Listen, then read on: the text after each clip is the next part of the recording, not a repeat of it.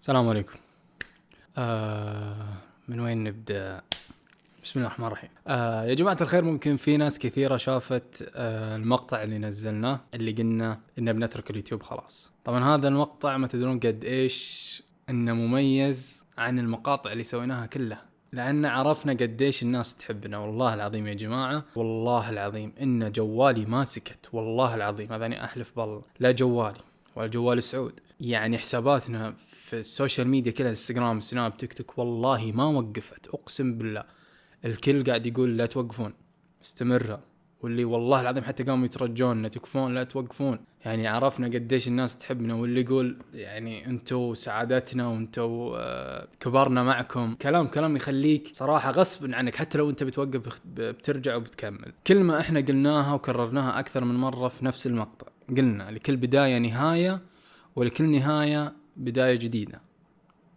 هذه الكلمة ممكن في ناس فهموها، في ناس ما فهموا إن عادي مقولة أو شيء زي كذا، عادي يقولونها يعني، لكنها إحنا كنا نقصد منها شيء، إن إحنا انتهينا من شيء وبنبدأ بشيء جديد. طبعا اللي إحنا نقصده إن نبي نبدأ بداية جديدة، ونبيكم أنتم معنا مشتركيننا اللي عندنا الأساسيين أو اللي مشتركين عندنا وللأسف مو قاعدين يطلعون مقاطعنا. إحنا نبي فزعتكم في الأيام الجاية، لأن إحنا نبي نرجع الدعم زي قبل، أو نبي نبدأ بداية جديدة. طبعا البداية الجديدة اللي احنا نقصدها، اولا نبي نبدأها لأنفسنا قبل كل شيء، اللي هي نبي نغير من نفسيتنا من المكان اللي قاعدين نصور فيه. المكان اللي نصور فيه صراحة صار له فترة طويلة ما غيرناه، وقلت خلاص لازم هذه الفترة اني لازم احسن منه واغير من اشياء كثيرة.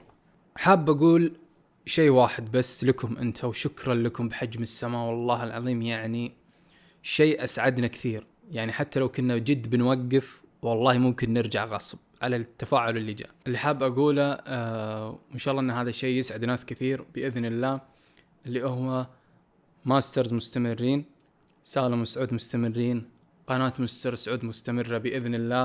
إن شاء الله هذا الشيء يسعد ناس كثير. والله العظيم ما تدرون قديش إن إحنا نحبكم. طبعا ماسترز مكملين يا جماعة الخير، واسعوا صدوركم. طبعا هذا المقطع يا جماعة الخير خذ مني 3 أسابيع بالملي باليوم، ما أخذ مني 3 أسابيع، لأن صراحة كان في موقف صار لنا اللي هو خلاني أبدأ أني أغير في السيت اب كامل. أول شيء قررت أني أغيره هو الطاولة اللي إحنا نصور عليها. طبعا أول شيء اتجهت له المواقع اللي كانت متوفرة على الإنترنت، حاولت أدور الطاولة اللي أبيها أو بالمقاس اللي أنا أبيه، ما حصلت. دورت في أشهر المواقع برضو ما حصلت، فاضطريت أني أروح لنجار أصمم الطاولة أنا اللي أبيها، تكون لي أفضل وأرخص برضو من أني أطلبها جاهزة من الموقع وكذا.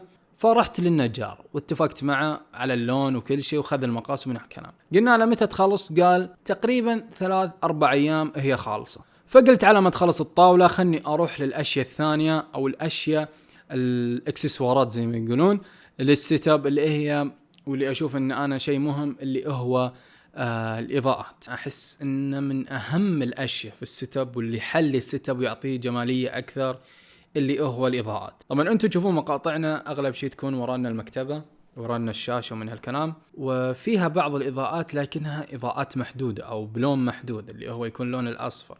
صراحة اللون هذا كان فخم، وحسيت إنه يعطي جمالية أكثر، لكن حسيت إنه لازم نغير ونحط برضو إضاءة RGB. أول شيء سويته إني أخذت مقاس اللي هو المكتبة. طبعا أول شيء بديت أخذت المقاس، لأن ما أبي أخذ إضاءة تكون قصيرة وما تغطي المكتبة كاملة، فأخذت المقاس 6 متر كفاية أن تغطي المكتبة كاملة. طبعا أتكلم عن الإضاءة المخفية اللي تكون وراء المكتبة، اللي تعطي جمالية أكثر للغرفة. ولاحظت أنه يعني ما كنت أحس أنها مهمة كثير، لكن بعد ما ركبتها فرقت كثير مرة.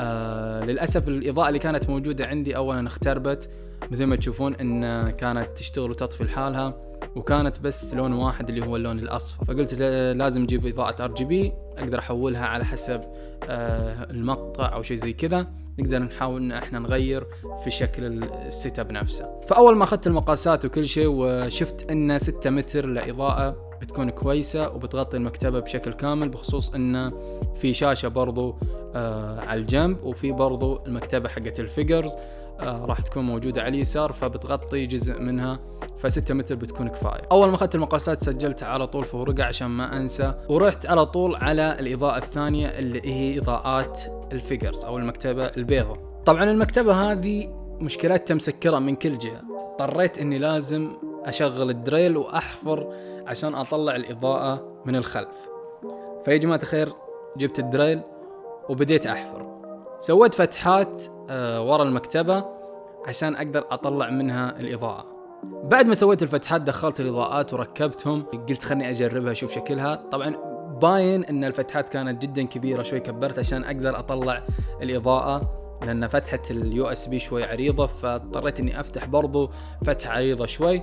على العموم كان الشكل من تحت تشوفون أن في فتحات باينة، لكن بعد ما شغلت الإضاءات كانت جدا خرافية. طبعا هذا للخلفية اللي ورانا، وبرضو قلت لازم أجيب إضاءة أحطها ورا الشاشة. قلت مدام إني بحط إضاءة ورا الشاشة، فقلت ليش ما أعلق الشاشة على المكتبة، أشيل الستاند حقها، مع أن الستاند حقها كان فخم مرة، بس حسيت إن لو أعلقها بتكون أفضل من ناحية الإضاءة، أنها تعكس على الجدار، وبرضو راح أوفر مساحة في المكتبة من تحت اللي حاط عليه الشاشة، تتوفر لي مساحة أقدر أحط عليها اللي أبي. الحمد لله أنه كان متواجد عندنا في البيت الستاند للشاشة، كان في ستاندين، في واحد كبير وفي واحد صغير، وبقول لكم الصغير استخدمته حق ايش.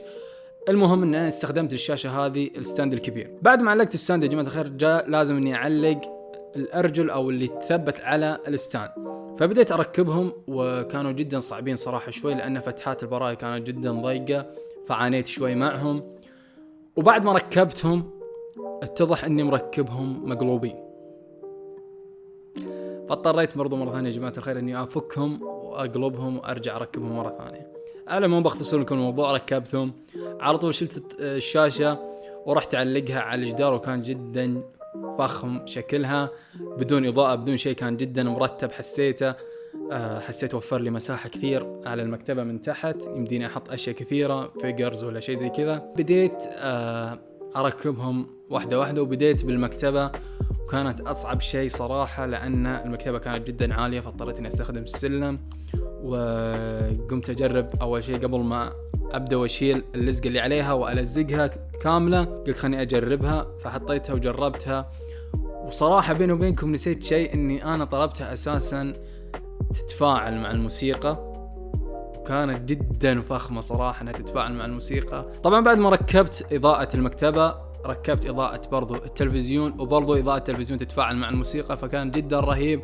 كانت عندنا إضاءة التصوير، إضاءة التصوير كانت عند الرينج لايت، لكن الرينج لايت للأسف انكسرت، وللأسف برضو حرارتها ترتفع لأنها كانت جودتها جدا سيئة. طبعا فكرت أني أخذ برضو رينج لايت وبس أخذها بجودة أفضل ومن شركة معروفة، فكنت أبحث في المواقع وبحثت عن نوعية معينة، وسبحان الله يعني صار الشيء خيرة لي، إن بعد ما دورت في المواقع شفت إضاءة طول عمري كان ودي فيها، والله العظيم من شفتها عجبتني مرة. الإضاءة هذه يا جماعة الخير السبب إني ما شريتها إلى الآن بسعرها الغالي، سعرها جدا جدا غالي. وأنا كنت أدور إضاءة الرينج لايت، لاحظت إن الإضاءة هذه موجودة في ذاك الموقع وعليها خصم، كان خصم جدا جميل جدا جميل، فسبحان الله صارت خيرة لنا.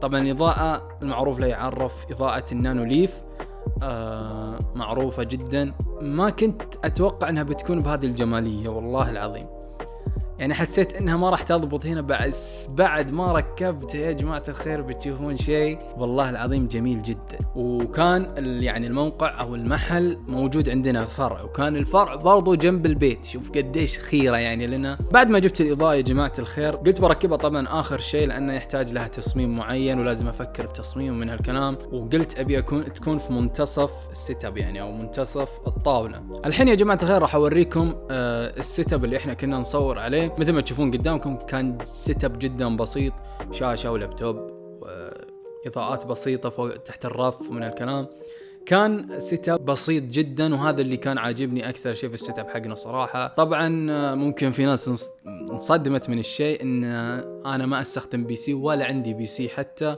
وحتى لو كانت عندي قيمة بي سي ما راح أشتري بي سي. تستغربون بتقولون ليش؟ لأن يا جماعة الخير أنا شخص ما أحب أشتغل في مكان واحد، يعني أحيانا اخذ اللابتوب واروح امنتج في مكان ثاني. هذه الميزة في اللابتوب، فارق عن البي سي خلاص اذا صار في مكان لازم تشتغل في هذا المكان. احيانا يعني ممكن اروح مكان احتاج اخذ الشغل معي، لازم اخذ لابتوب وكذا.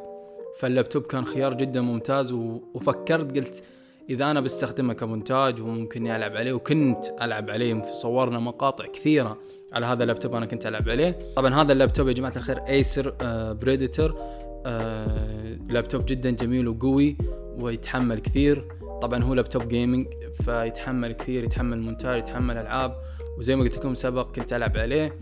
لكن قررت اني بعدها حسيت اني ضغطت على اللابتوب كثير، فنزل بعدها بلاي ستيشن 5، فقررت اني اشتري البلاي ستيشن 5 واخلي اللابتوب هذا للتسجيل والمونتاج. طيب يا جماعة الخير، طبعا الماوس والكيبورد اللي كنت استخدمهم كانوا ماوس وكيبورد جدا بسيطين. طبعا الماوس اللي كنت استخدمه كان ماوس مايكروسوفت، وبرضو الكيبورد كان كيبورد من HP. طبعا الماوس والكيبورد هذيلا مميزين كثير لأنهم ظلوا معي فترة طويلة، وحبيتهم لأنهم لاسلكيين، وما كنت أبحث عن أي شيء مختص بجيمينج وفي إضاءات وكذا. بعد ما قلت لازم عاد الحين نطور وكذا، لازم ناخذ شيء برضو بجودة حلوة وبرضو ما يكون غالي الغالي. طيب مر تقريبا أسبوع، تواصلت مع النجار، ألو خلصت الطاولة؟ قال لي لا ما خلصت، يبي لها كم يوم وبتخلص إن شاء الله. طبعا قال لي أنا بتصل عليكم من الكلام. مرت 3 أيام، مرت 4 أيام، 5 6 7، يهو ألو ما خلصت الطاولة؟ لا ما خلصت. خلاص أنا بدينا نتنرفز صراحة، يعني إيش السالفة، ليش ما خلصت للحين؟ ترى كلها طاولة. لا أنا ما طلبت يعني أي شيء مميزة فيها، مجرد سطح طاولة ولها رجول فقط، لا طلبت أدراج فيها ولا شيء، مجرد طاولة مع رجولها فقط. الزبدة قعدنا يا جماعة الخير تقريبا كملت 2 أسبوع وزيادة والرجال ما خلص الطاولة. اتصلت عليه قلت له شوف لو ما تخلص الطاولة يوم، طبعا كان الظهر يوم 4 أو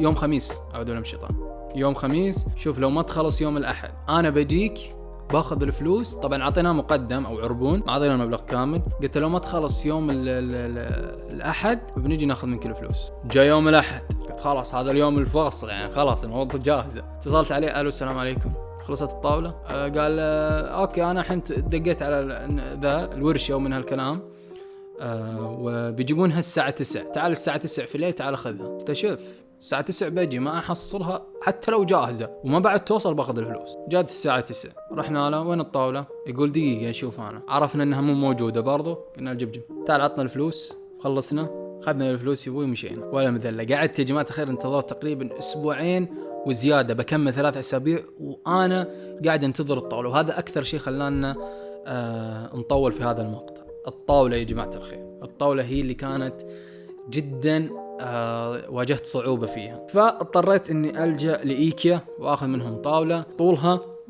جدا ممتاز، طولها تقريبا 200 سنتي، يعني تخيلوا 200 سنتي طولها، كانت جدا ممتازة. وكان فيها برضو عيب ثاني غير انها عرضها كان ضعيف، كان عيبها انها في رجل في الوسط بتكون، لانها كانت جدا طويلة الطاولة فلازم تكون في رجل في الوسط. قلت باخذها بس اني ما راح احط الرجل الخامسة، وفي ناس حذروا قالوا انتبه لا تحط الرجل الخامسة، ترى الرجل الخامسة اذا ما حطيتها بتطيح الطاولة بتنقسم بالنص. فقعدت افكر تقريبا 2 يوم ادور حل للطاولة هذه، شلون ما يعني اتخلص من الرجل اللي بتكون في الوسط. طبعا اول شيء دخلت على الموقع، صممت لي الطاولة اللي انا ابيها، لونها شلون بيكون وكذا. بعد ما طلبتها قعدت افكر شلون ابى اتخلص من الرجل اللي في الوسط. قعدت تقريبا 2 يومين على ما تجي الطاولة اساسا، قعدت افكر هالرجل شو نسوي فيها. يعني انا ما عندي اغراض كثير احطها على الطاولة، انا ما عندي بي سي حتى يعني عشان يكون ثقيل احطه فوق الطاولة ممكن انه يسبب في انها تنكسر من النص. هذا جاء وقت الستاند الثاني اللي قلت لكم عنه الصغير، هذا جاء وقته. فقررت اني اعلق المونيتور اللي عندي الاساسي اللي في الوسط، اعلقه على الجدار. فهنا جاء وقت ان احنا نحفر للمونيتور ونعلق، جاء وقت الدريل مرة ثانية. فجبت الدريل وبديت احفر للفتحات. بعد ما فتحت لهم ركبت ستاند وركبت الشاشة، طبعا برضو نفس الكلام، علقت عليهم الستاندات او الرجول حقينا وعلقتها وطلعت حلوة شكلها مرتب وكذا. وفي نفس الوقت تخلصت من اني او الحمل الزايد اللي يكون في الطاولة في الوسط عشان ما تبدأ يعني تنكسر او انها تنعكف زي كذا. انزين وصلت الطاولة والله الحمد واخيرا، وكانت جدا طويلة يا جماعة الخير. انا طولي يا جماعة الخير 180، شوفوا شلون شكلي وانا واقف جنبها، كانت جدا طويلة وهذا الشيء اللي انا ابيه. اهم شيء توفر عندي مساحه كثيره، لان زي ما قلت لكم احنا جينا نصور احنا شخصين، فاحنا نحتاج مساحه اكبر.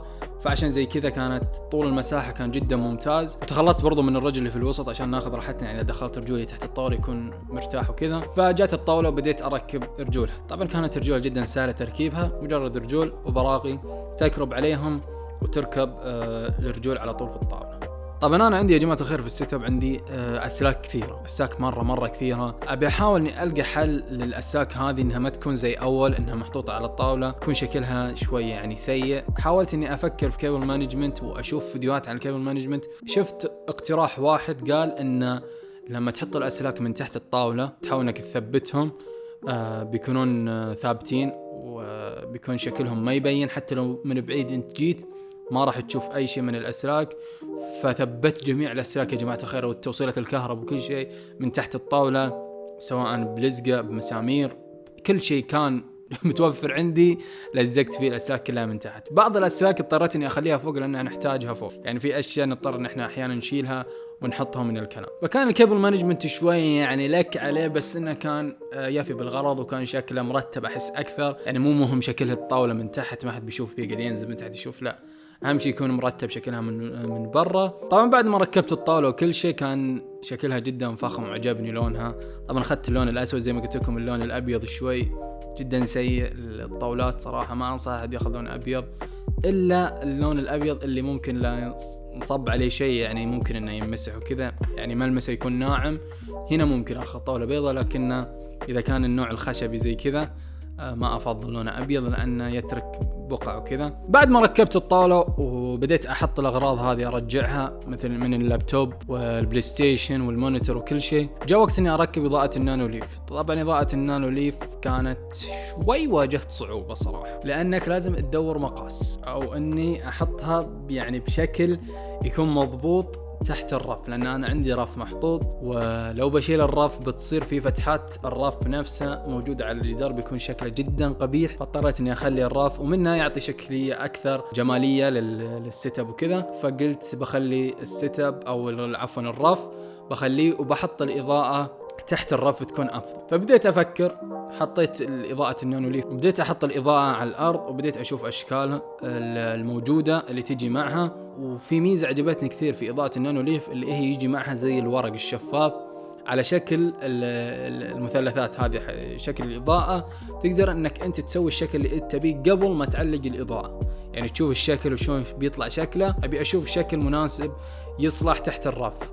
فبديت ادور كان في شكل جدا ممتاز وكان جدا عاجبني، بس انه ما يضبط لانه بيصقع في الرف. فبديت افكر اني انا اسوي شكل من مخي، ما كان في شكل صراحه اللي يضبط مع الموقف اللي انا فيه. انا عندي رف والمونيتور معلقه على الجدار، فلازم ادور يعني شكل مناسب وما يكون يعني يضيع الاضاءه، حرام.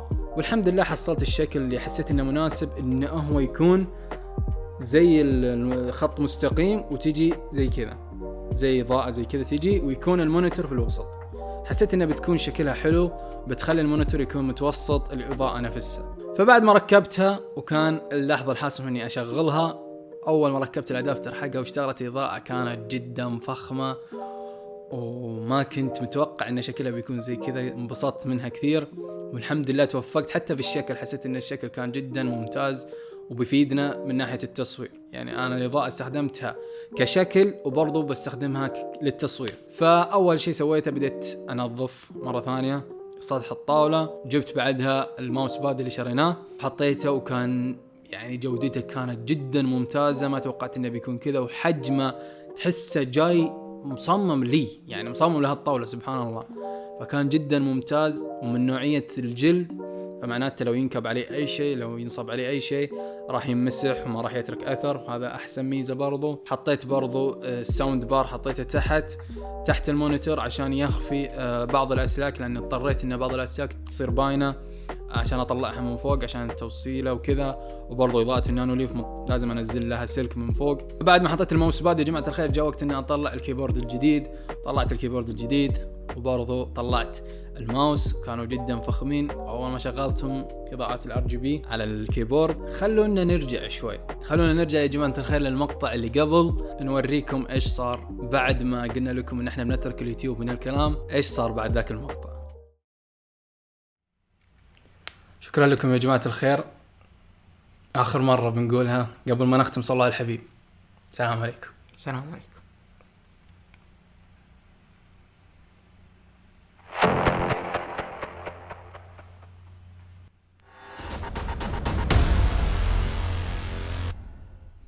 اشوفكم على خير يا جماعه.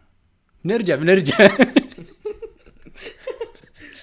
جماعه الخير لا تسمعوا، يا جماعه الخير لا تزعلون يا جماعه. احنا سوينا هذا الشيء عشان نبي نجذبكم ان احنا راح نبدا بدايه افضل من كذا، عشان زي كذا قاعدين نسوي ذا المقطع. اوكي لا تزعلون، في ناس ممكن تزعل الفتره ذيك اللي او المقطع اللي نزلناه عن احنا بنوقف كذا. لا تزعلون، يعني احنا بنرجع رجعكم. اوكي بنرجع يا جماعه، ما راح نوقف. ناشبين لكم هنا. طبعا سعود اخوي يا جماعه الخير ما شاف السيت اب نهائيا. المقطع راح ينزل لكم بتشوفونه انتم، المقطع اللي احنا قاعدين نطلعونه سعود شاف السيت اب خلاص، لكن الحين يعني وانا ارتب وكل شيء ما شاف شيء، وكنت مسكر الغرفه وقايل له انتبه تدخل، وما راح تدخل الغرفه الا لما نشوف رده فعلك. فان شاء الله المقطع الجاي راح تشوفون ردة فعل سعود على السيت اب الجديد، وايش راح تكون ردة فعله بيشوف التغيير هذا اللي صار، راح تشوفونه. ففعلوا جرس التنبيهات واشتركوا في القناة عشان ما يفوتكم. نبي نشوف ردة فعله. اكثر شيء صراحة متحمس له ردة فعل سعود، ان شاء الله انه يعجبه السيت اب يعني الجديد. اهلا وسهلا فيكم في السيت اب الجديد.